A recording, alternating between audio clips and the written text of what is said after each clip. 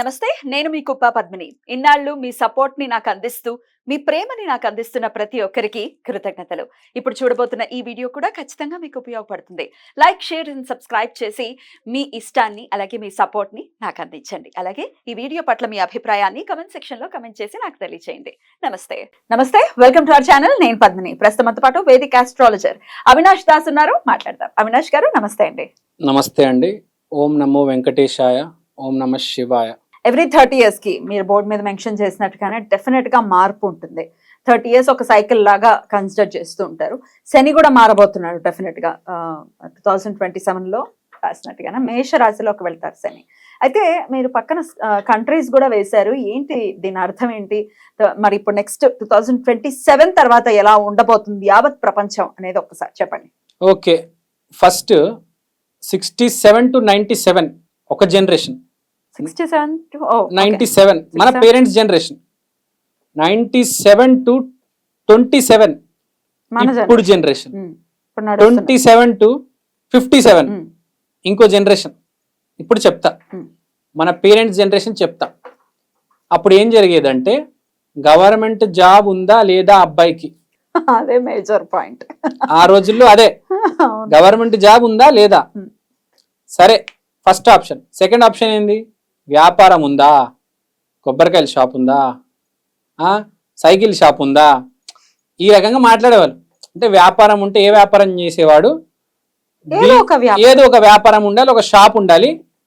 వ్యవసాయం ఎప్పటి నుంచో ఉండేది. వ్యవసాయం, వ్యాపారం, లేకపోతే గవర్నమెంట్ జాబ్ ఉందా లేదా. మోస్ట్ ఇంపార్టెంట్ 97 దాకా ఇది జరిగింది. 97లో మొబైల్ ఫోన్ అనేది వచ్చింది. ఒక పెద్ద రెవల్యూషన్. యాక్చువల్గా 1990లో ఫస్ట్ కంప్యూటర్ అనేది వచ్చింది, కానీ అర్లీ స్టేజెస్. 97లో మొబైల్ ఫోన్ చేతిలోకి వచ్చేసి కంప్యూటర్ యాక్టివ్ అయిపోయినాయి.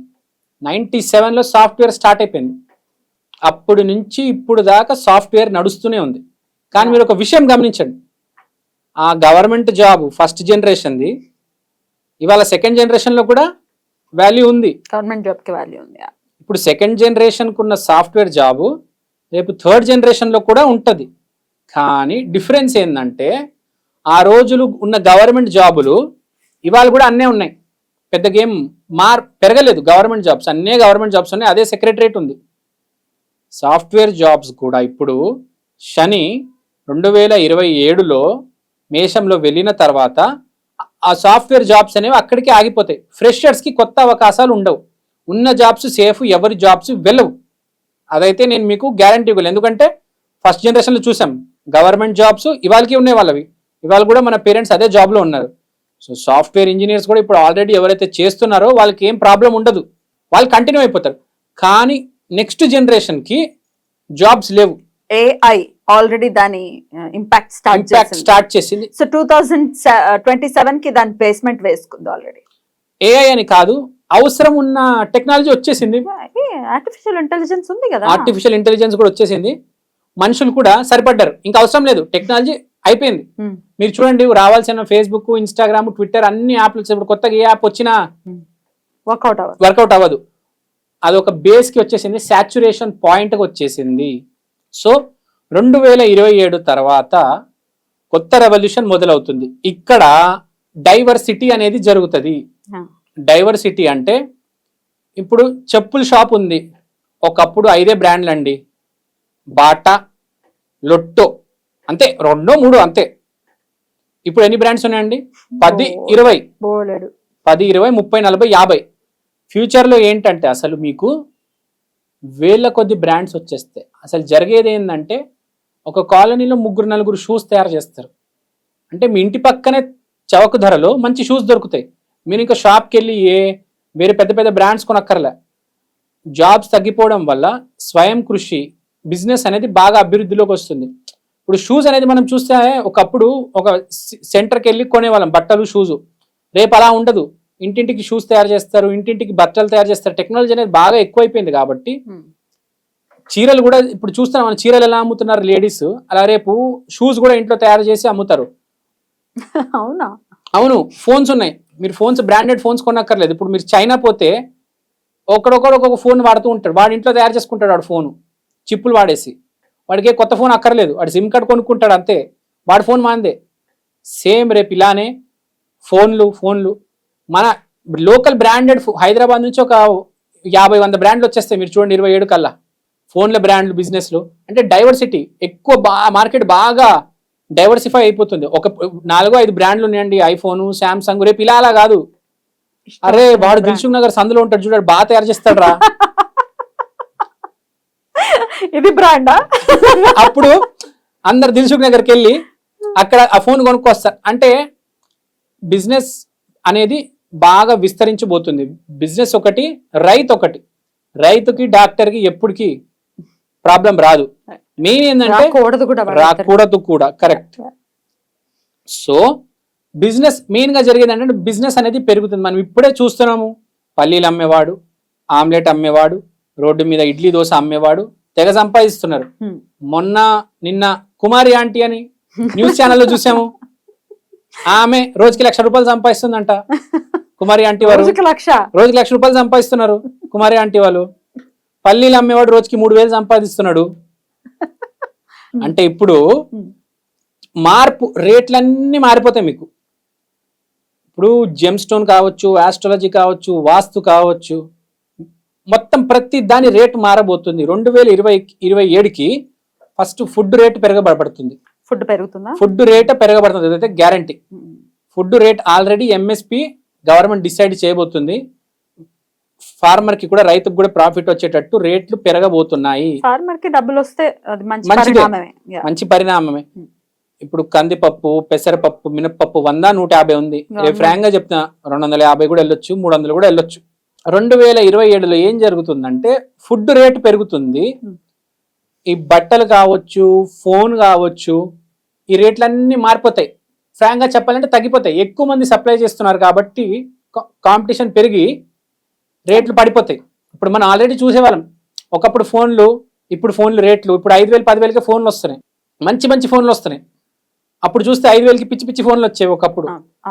రేట్లన్నీ మారబోతున్నాయి అండి. కాస్ట్ కూడా ఉంది, ఫోన్లు 1,50,000 ఫోన్లు కూడా ఉన్నాయి, 5,000లో మంచి ఫోన్లు కూడా ఉన్నాయి. అంటే బేసిక్ గా టెక్నాలజీ పరంగా నేను చెప్తే, ఒకప్పుడు మీరు 4G 5G ఫోన్ కొనాలంటే కొంచెం కాస్ట్ ఉండేది, ఇవాళ చాలా తక్కువకే వచ్చేస్తుంది 6,000-7,000కి. సో మీకు రేపు అన్ని ప్రైజెస్ అంటే అందరు సమానం అయిపోతారండి. ఇప్పుడే చూస్తున్నాం, ఒక డ్రైవర్ కావచ్చు, ఒక ఇంజనీర్ కావచ్చు, ఒక మెకానిక్ కావచ్చు, ఒక పానీపూరి బండి వాడు కావచ్చు, అందరి ఇన్కమ్ సేమ్ ఉండబోతుంది. Shani is going to change everything and everyone. ప్రతి ఒక్కరి శాలరీ ఆల్మోస్ట్ సేమ్ ఉంటది మీకు, ఇప్పుడే చూస్తున్నాం. మరి అట్లా సేమ్ ఉంటే ఇంకెక్కడ మనకి పోటీ ఎక్కడ ఉంటుంది? లేకపోతే దాన్ని వ్యాపారం సంపాదించే వాడికి ఇంట్రెస్ట్ ఉండదు కదా. అదే చెప్తున్నా, దాన్ని వ్యాపారం చేసుకుంటే మనకు బాగా సేల్స్ వస్తుంది. అంటే సింపుల్ చెప్తాను, ఇప్పుడు మీరు పల్లీలు అమ్మే, లేకపోతే ఒక ఇడ్లీ దోశ అమ్మే షాప్ లో ఉన్నారు, తయారు చేసేవాడికి ఒక శాలరీ ఉంటది, కానీ అమ్మేవాడికి ప్రాఫిట్ ఉంటది బిజినెస్ మీద. సో బిజినెస్ చేసేవాడికి రేపు మార్జిన్ అనేది మిగులుతుంది, జాబ్ చేసేవాడికి మినిమం మార్జిన్ ఉంటది. రేపు జాబ్ చేసేవాడు బిజినెస్ వైపు వెళ్ళాలి అని అంటున్నారు. ఎండ్ ఆఫ్ ది డే వెళ్ళడం కాదు, ప్రపంచం వెళ్ళిపోతే మీరు కూడా వెళ్తారు, మనం కూడా వెళ్తాము. మనం ఎంత ఇన్నోవేటివ్ గా బిజినెస్ చేస్తున్నాం అనేది matters. Everything will become business. ఇప్పుడే మనం చూస్తున్నాం, సొంత యూట్యూబ్ ఛానల్స్ కూడా వచ్చేసాయి ఆల్మోస్ట్. అయ్యో, ప్రపంచాన్ని వెళ్తున్నాయి యూట్యూబ్ ఛానల్స్. న్యూస్ ఛానల్స్ కన్నా, టీవీ ఛానల్స్ కన్నా యూట్యూబ్ ఛానల్సే ఎక్కువ చూస్తున్నారు. యూట్యూబ్ ఛానల్ అంటే ఇంట్లో ఒక కూర్చొని కెమెరా ముందు పెట్టి చేస్తున్నారు. ప్రతిదీ ఇండివిజువల్ చేతిలోకి వెళ్ళిపోతుంది, ఒక గ్రూప్ లో కాకుండా ఇండివిజువల్ చేతిలోకి వెళ్ళబోతుంది. పవర్ అనేది కూడా ఒకప్పుడు మనం చూసాము, డబ్బులు రాజకీయ నాయకులు ఇచ్చి డిసైడ్ చేసేవాళ్ళు, ఇప్పుడు ప్రజల చేతిలోకి వెళ్ళబోతుంది. ఎందుకంటే డబ్బు రాబోతుంది ప్రజల చేతిలోకి. సో ఎలక్షన్ ఓటింగ్ కూడా అభిమానం మీద జరగబోతుంది ఫ్యూచర్ 27 తర్వాత. ఇప్పుడు రిజల్ట్ 24 రిజల్ట్ వేరు, 28 రిజల్ట్ వేరు. 24 లో వచ్చిన నాయకుడు 28 లో రాడు. చూడండి మీరు, 19 లో వచ్చిన నాయకుడు 24 లో రావచ్చు, 24 లో వచ్చిన నాయకుడు 28 లో రాడు. శని మార్పు జరుగుతుంది. శని అంటే ఇంపాక్ట్ మీరు చూస్తే వెస్ట్ యుఎస్ఏ, భారీ ఇంపాక్ట్ యుఎస్ఏ మీద పడబోతుంది. యుఎస్ఏ కొంచెం టర్బులెన్స్ లోకి వెళ్తుంది, కొంచెం టైం పడుతుంది దానికి అడ్జస్ట్ అవ్వడానికి. దానివల్ల సాఫ్ట్వేర్ రంగం కొంచెం ఇటు అవ్వచ్చు, కానీ కొత్త ఉద్యోగాలు కొంచెం ప్రాబ్లం, కానీ పాత ఉద్యోగాలకి అయితే ఏమి కాదు. ఎందుకంటే శని అంటే ఓల్డ్, సో ఓల్డ్ జాబ్స్ ఏం చేయడు, కానీ కొత్త జాబ్స్ రాకుండా ప్రాబ్లం స్లో చేస్తాడు. సో వచ్చే జనరేషన్ కొంచెం బిజినెస్ వైపు చూసుకోవాలి ఇంకా. సో అదొకటి.